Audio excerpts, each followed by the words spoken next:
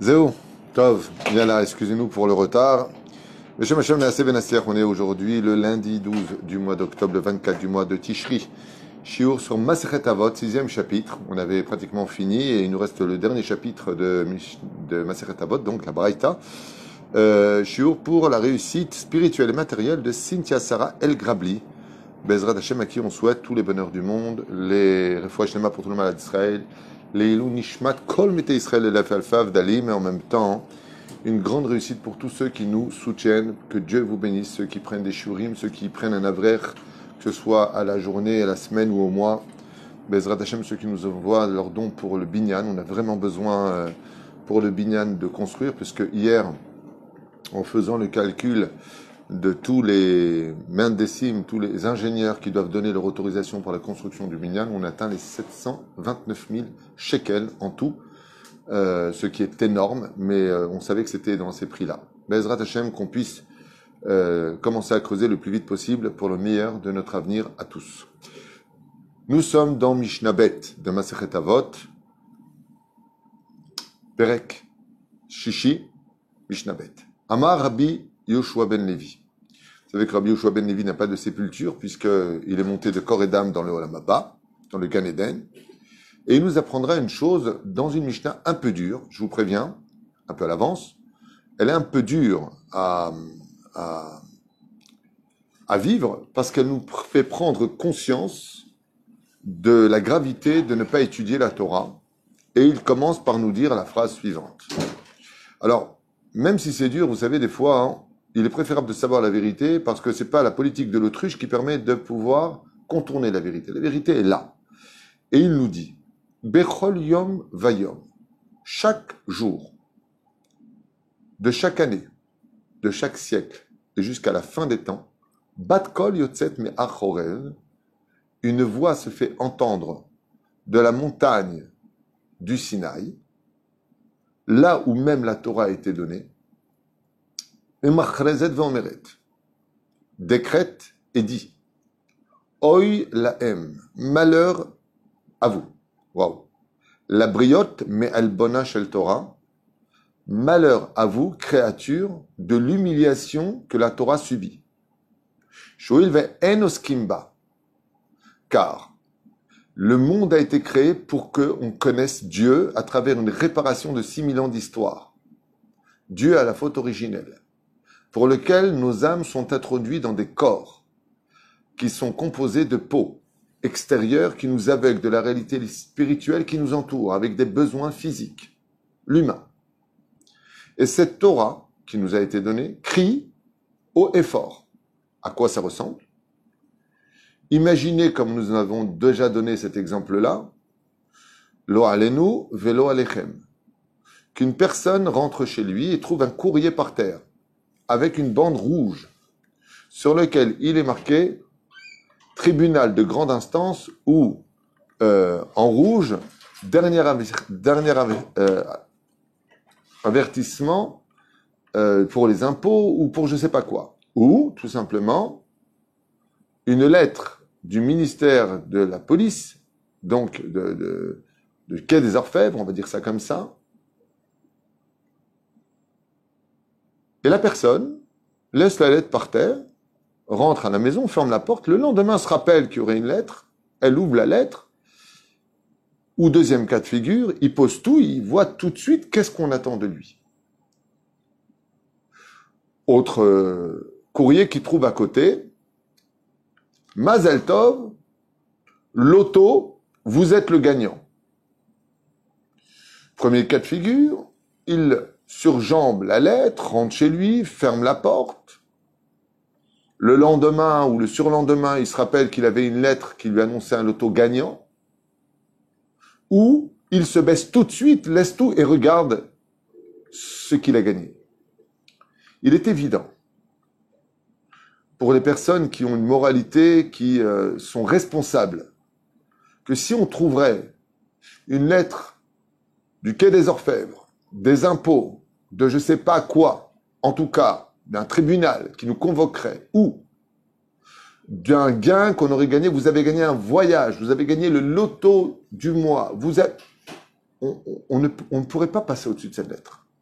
on s'arrêterait et on ouvrirait pour savoir, mais qu'est-ce qu'on a gagné? Qu'est-ce qu'il y a dans la lettre? Quel est le contenu de la lettre? Tous les exemples que nous pourrions donner sont nuls et non avenus à côté de ce que renferme la Torah. Et Dieu nous dit, vous avez des livres qui ne servent pas de décoration. Comment tu peux passer et ne pas avoir ouvert au moins un livre dans la journée? Et ça, la Torah se sent humiliée. Le pire, pour nous tous, et c'est, je pense, un des points essentiels de notre génération sur lequel on doit faire une totale teshuva, c'est quand en face de nos livres de Torah, on passe des heures et des heures sans fin sur nos portables, à regarder des choses qui ne sont pas des thèmes de Torah, des thèmes de spiritualité. Alors vous allez me dire, oui, mais dans la vie, il n'y a pas que la Torah. D'abord, vous vous trompez, il n'y a que la Torah parce que votre vie est comprise dans la Torah. Tous les plaisirs du monde sont dans la Torah. La Torah filtre et pénètre tous les univers. Velachen, machrezet vomeret. Oi, la haine, la briotte. On fait attention de ne pas humilier son prochain. On fait attention de vivre dans la paix avec chacun. On fait attention à ne pas décevoir nos patrons, nos employeurs, ou toute chose qui tourne autour de cela. Mais est-ce qu'on fait attention à ne pas humilier la Torah? Qui dit, hey, je suis là. Est-ce que tu me regardes? Ou il ven uskimba gadol el bona. Et c'est pour cela que la Torah n'a pas un digne de bouquin à livre, elle a un digne de kala. C'est-à-dire que quand une femme mariée à son mari se sent ignorée de lui, inexistante, qu'elle soit là, qu'elle soit pas là, à la limite c'est pareil. Le sentiment qu'elle ressent, c'est une humiliation. Je rappelle que le jour où un homme atteint la majorité religieuse et qu'il est bar mitzvah, on appelle ça un khatan bar mitzvah. Et tout comme il prendra sa femme à 20 ans dans les bras sous la choupa, il prend le Sefer Torah dans ses bras, car c'est sa première épouse. La première femme de chaque juif, c'est la Torah. Khatan bar mitzvah. Il est marié avec elle. Tout comme une femme se sentirait humiliée d'être toujours la roue de secours de son mari, de la même façon, nos livres de Torah se sentent humiliés quand on passe jour après jour devant eux et qu'on ne les ouvre pas pour leur donner un peu d'importance. Alors que le contenu est beaucoup plus important et plus grave et beaucoup plus avantageux et heureux que le plus grand des lotos ou que la pire des invitations aux maisons de justice. Ve'alkach oila em la briot. Et la Torah, non pas le créateur du monde, la Torah, l'ange responsable de la Torah qui s'appelle Yafé, Yophiel, c'est son nom, crie et dit, mais je me sens humilié. Vous avez la Torah, pourquoi vous n'ouvrez pas ces livres? Benyan bat kol yeshnam pirushim shonim. Tosfot Yom Tov, ils disent par exemple dans Masechet Yevamot, peut-être Azayin Amoud al-Chavav, il ramène là-bas, il dit, bat kol sheniskar arbe pe'amim bedivre chazal, ou akol shenishta mashnu, shenishta meshu, slicha, bo lachar piskat hanevoa. Et quelle est cette voix dont on parle? C'est celle qui vient caresser nos consciences après la prophétie qui a disparu et qui vient pénétrer notre cœur en disant mais la Torah est quand même importante. Il y a quelque chose qui parle en nous. C'est pas une bat-colle qu'on entend et qu'on se bouche les oreilles tellement elle crie, mais c'est une voix de conscience qui caresse le cœur de l'homme.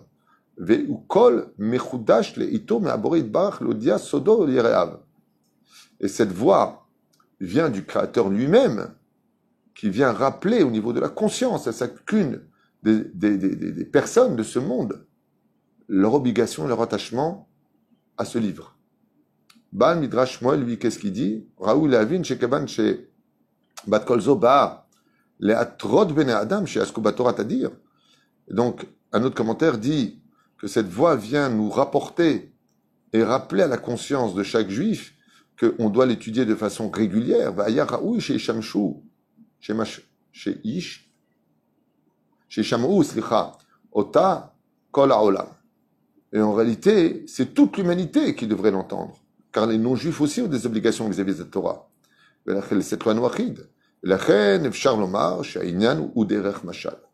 c'est pour cela que la Torah utilise un côté métaphorique pour nous rappeler, nous faire comprendre l'importance que tout comme une femme se sentirait humiliée de ne jamais être regardée par son mari, jamais être considérée par son mari, eh bien c'est le même sentiment que ressent l'âme du Sefer Torah ou des livres de Torah quand on passe devant eux sans leur donner aucune importance, si ce n'est que les utiliser comme des grilleries ou des fonds de décoration. Chez Kol Misheno Sek Torah, car tout celui qui n'étudie pas la Torah pour la mettre en pratique, et là c'est là où je vous ai dit que c'est une Mishnah qui est un peu dure, Nikra Nazouf, est appelé Nazouf. Raoul le Nizifa, Biglal Maasav Amigunim, il est digne d'être critiqué. Waouh! Il est digne d'être dénigré, si vous préférez. Perouche Rashi, il dit Mazé Nazouf, délaissé, ménoudé, dit Rashi. La reine voir dans Mazor Vitri, chez Ménoudé la Shamaïm, il est retranché du peuple. Waouh, très dur. Comme c'est marqué dans le Sefer Devarim, dans Rachat de Kitavo, maudit est tout celui qui ne lèvera pas cette Torah-là. Et donc, comment peut-il pratiquer la Torah s'il ne l'étudie pas? Chez Nolomad. Et Achit Kaem, car en n'étudiant pas les lois de la Torah, comment peux-tu devenir un juif accompli? Juif, tu seras parce que ta mère est juif, mais un juif accompli, non. Alors, en bourierechet, velo amaretz chassid. Comment tu pourras être un homme de science, de Torah, de répondre aux questions de la Torah, alors que tu es sans crainte du ciel, tu ne connais pas les lois, tu es comparé à la terre qui n'a pas de chokhma, si ce n'est que ce que l'on fait pousser en elle. Arour, bonidouille. Qu'est-ce que ça veut dire quand on nous dit maudit est le juif qui ne fera pas vivre cette Torah-là? Arour ne se traduit pas dans l'absolu comme le mot maudit, mais nidouille. Tu t'es retranché du peuple d'Israël. Tu restes juif, mais tu t'es retranché. Boniklala, nitzet sheu menoudé la shamaïm, et il est menoudé du ciel. Qu'est-ce que ça veut dire? Ça veut dire que malheureusement, lo alenu velo alechem, celui qui n'a pas étudié un peu de Torah dans sa vie, ou qui n'a pas soutenu au moins celui qui étudiait la Torah, menoudé la shamaïm. Alors, à propos de cela, c'est pas marqué ici, mais j'ai lu dans un autre livre que menoudé la shamaïm, il est retranché du ciel. C'est que si Chaz V'Shalom il meurt sans faire teshuva sur ce domaine, au moins de regretter de ne pas avoir étudié la Torah, eh bien son âme va errer dans le monde d'en bas, parce que même pour s'élever, il ne pourra pas. Le ciel l'a retranché de lui. Il ne pourra pas s'élever pour retrouver son repos au Lamaba. Shenema, Nezem Za'af Be'af Hazir, comme dit le verset, le Nezem, la boucle d'oreille que l'on mettait, ou la boucle que l'on mettait aux narines d'or, sur le museau, le nez du porc, Isha Yafa Besaratam, Kemun Nezem Za'af Be'af Hazir, car Isha Yafa Besaratam. Donc il dit ici, tout comme on mettait la boucle d'or au nez du porc, de la même façon, on mettait aussi la boucle pour enjoliver la beauté de la femme. Mashal ou la Adam, Sheodea Torah, Ve'u Mazniach et Limuda. Et qui est pire que tout? Celui qui connaît la valeur de la Torah et qui pourtant ne donne pas de valeur à l'étude de la Torah. Il dit, cette boucle d'or est comparée à la Torah. Et qu'est-ce qu'il fait? Au lieu de la mettre, cette beauté sur la Torah, comme la femme qui se met des boucles d'oreilles, à l'époque elle mettait une boucle d'oreille sur la narine et ça enjolivait sa personne, c'est à l'époque les goûts d'époque, peu importe. Eh bien, lui, qu'est-ce qu'il fait? Il la met sur le porc. Et lui, qu'est-ce qu'il fait le porc avec son nez? Il le met dans la boue. Et il dit, il a pris cette Torah-là, il l'a mis dans la boue. Keota Isha, Azarat Ta'am, Shemelavelet et Yofia, Umaseret Oto, Umaeset Oto. Il dit, comme cette femme, qui au lieu de s'enjoliver avec, eh bien, l'oralenu velo alechem, elle la passera et elle mettra sa beauté dans ce qu'il y a de plus dénigrable. Viesh dorshim, nezem za'av be'af notarikon, nezouf. Veomer akatu ba'luchot maaseh elokim ema. Donc on avance et il dit ici, et les tables de la loi sont appelées les tables de Dieu, amirtav mirtav elokim ou, car la lettre vient de Dieu lui-même, harut al luchot, qui a été gravée dans la luchot, altikra harut et la cherut. Et n'oublie pas que ce n'est pas gravé que le terme veut simplement dire, mais cherut, c'est-à-dire que la Torah te donnera la liberté d'esprit de connaître le bien du mal et donc de devenir un homme libre. En d'autres termes, cette Mishnah nous apprend une chose qu'on sait tous, mais qu'il est bon de rappeler, c'est que la notion du libre arbitre ne peut appartenir qu'à celui qui étudie la Torah.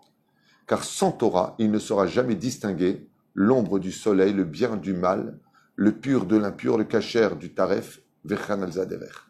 She'eno mishu'abad le yetzro hara, le ta'avatot libo. Car sinon, en lui, sans Torah, ne vivra que le yetzer hara et des pensées philosophiques impures qui l'amèneront à suivre ses pulsions et ses idéologies qui le mèneront vers sa perte. Et la Misha Osek Betalmud Torah, mais celui qui a le mérite. Alors vous allez me dire, oui, mais des fois on n'a pas envie. Il y a plein de gens qui me disent, moi j'aimerais bien étudier la Torah, mais j'en sens pas le besoin, ça me saoule, quoi. J'ai pas. Vous avez raison, Rabbi Nachman y a pensé, il dit, il faut prier dans cette boue des doutes que Dieu nous ouvre le cœur à l'amour de l'étude de la Torah. Velachen, une des choses qui aide le plus à ça, c'est les biographies des Chachamim, Sheosek Betalmud Torah, qui fiche chez nous le Mishnah Kodemet Torah, Melbashto Anava Vira. Car la Torah accompagne, l'étude de la Torah accompagne l'homme à le rendre plus humble et craindre plus le ciel. Elle l'éloigne de la faute, mais carvo l'idée zchut, elle lui ramène du mérite pour lui et sa descendance.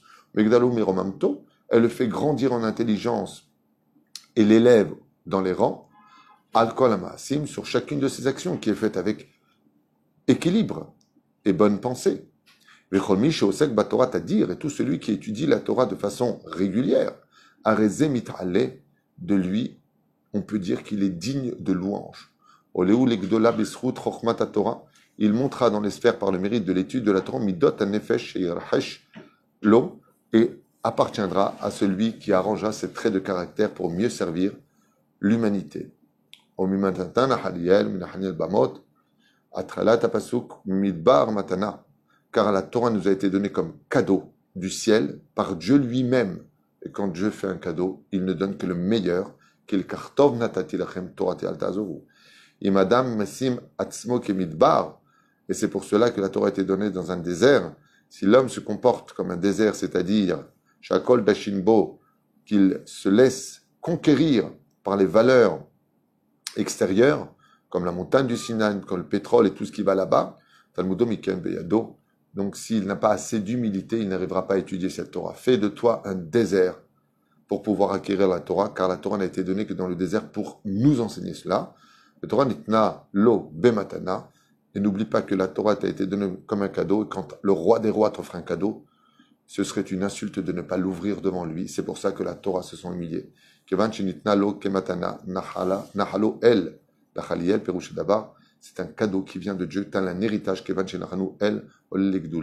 et comme Dieu t'a offert un cadeau, il est évident que ce cadeau renferme les plus grands secrets, pas simplement pour que tu l'étudies, car la Torah n'est pas qu'un livre d'études ou de lois, elle est un livre de vie qui t'élève au-dessus des autres pour te différencier des autres et te rendre meilleur que les autres. Plus une personne est investie de Torah, à la condition où cette Torah est étudiée pour être accomplie aussi bien au niveau des caractères de chacun de nous amélioré, donc plus de joie, plus de compassion, plus de prière, plus de gentillesse, plus d'humilité, plus et plus et plus, et donc ça t'élève à des rangs Bezrat Hashem, où toi-même tu deviens la lumière de la Torah pour les autres, ce qu'on appelle les enseignants, les rabbanim, les gdolé ador. La Torah n'est qu'un cadeau, et c'est dommage, malheureusement, j'insiste sur cette nekuda, qu'on ne se rende compte de toutes ces grandes valeurs du judaïsme que quand des fois il est trop tard.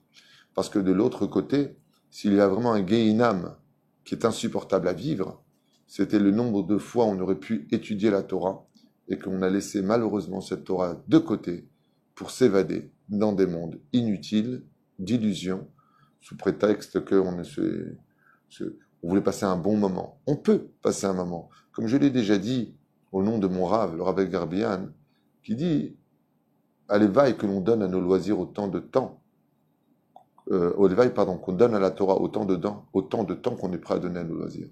Bon, moi, je dis pour celui qui est encore dans le domaine des films, ok, tu as vu un film pendant 1h30, sois capable de donner 1h30 d'études après. Même si on ne mélange pas les deux, les Lef Alfa Abdalim. Mais comment tu peux résoudre 1h30 de Touma ou de choses inutiles que tu as inculquées en toi si tu ne verses pas de l'autre côté l'équilibre? C'est-à-dire que pour équilibrer une balance, quand tu mets 1 kilo d'un côté et que tu mets 50 grammes de l'autre, eh ben, c'est le kilo qui l'emporte. Ce qui fait que si tu es capable de donner autant de force aux forces du mal ou à la perte de temps, au moins, sur 24 heures, essaie de donner au moins 4 heures d'études. Ah, et si tu peux pas, au moins 1 heure d'études. Aujourd'hui, je pense que même quand on donne 10 minutes d'études par jour, d'abord on est un héros, parce que dans cette génération, c'est très dur d'étudier la Torah. Très très difficile. Les Yetzarim, le Yetzara est très fort. Mais à l'éveil que quand on donne 10 minutes d'études, on éteint nos portables. Mais le problème, c'est que sur 10 minutes, on a déjà 5 minutes avec des réponses, des questions, on se tourne, on parle d'autres choses. On n'est pas concentré dans l'étude. Étudier la Torah, c'est être en rendez-vous qu'avec la Torah, rien d'autre. Éteins le portable, mets-le de côté. Comme je dis souvent, des fois, tu vois des Chavrutot qui parlent, ils sont dans la Gemara, ils parlent du parachat de la semaine. Tiens, j'ai Chidouche à donner, mais c'est Bitouzman. Quand tu parleras de la paracha, tu parleras de la paracha, là, tu es dans la Torah. Là, tu es dans la Gemara. Ne quitte pas le sujet. Comme je dis souvent, vous voyez, dans tous les livres, il y a du blanc avant de finir la feuille. C'est le talus. Si tu vas dans le talus, tu tombes dans le fossé. Le talus, il est là pour te rappeler, reste sur la route. Quand tu étudies la Mishnah, tu ne fais pas de la paracha. Quand tu fais la paracha, tu n'es pas dans la halachot. Chaque chose doit être bien rangée. Si déjà on arrivait à étudier la Torah, ce serait une bonne chose. Mais au moins quand on est avec cette Torah, qu'on ne soit qu'avec elle. C'est comme un homme qui est avec sa femme dans l'intimité, il prend le téléphone, il appelle un client. Pour une marchandise. Qu'est-ce que va lui dire sa femme? Bah écoute, reviens me voir quand tu auras fini. Ou tu es avec moi, ou tu ne l'es pas. Ouais, mais c'est hyper important. Tu as raison. Mais là, tu es avec moi dans l'intimité. Quand tu es avec l'étude de la Torah elle te dit pourquoi tu m'échanges, pourquoi tu me coupes, C'est comme ça que tu vis les choses. Quand on est avec quelqu'un de très important et que le téléphone sonne, qu'est-ce qu'on fait? Excusez-moi un instant, ouais, allô? On éteint son portable parce qu'on parle. Et on a intérêt à être à la hauteur parce qu'on veut faire bonne figure, bonne image. Rien, quand une personne s'assoit pour étudier la Torah, elle doit être qu'avec la Torah et pas avec autre chose. Baruch Adonai l'olam, amen, amen. C'est très dur comme Mishnah, je le reconnais, mais très important parce que ça n'enlève rien à la vérité que de vouloir l'ignorer. Cynthia Sarah El Krabi, c'était un shiur pour vous, votre réussite. Toda rabba d'avoir acheté ce shiur. Bracha, batzlacha, b'chom asedechem, amen, amen.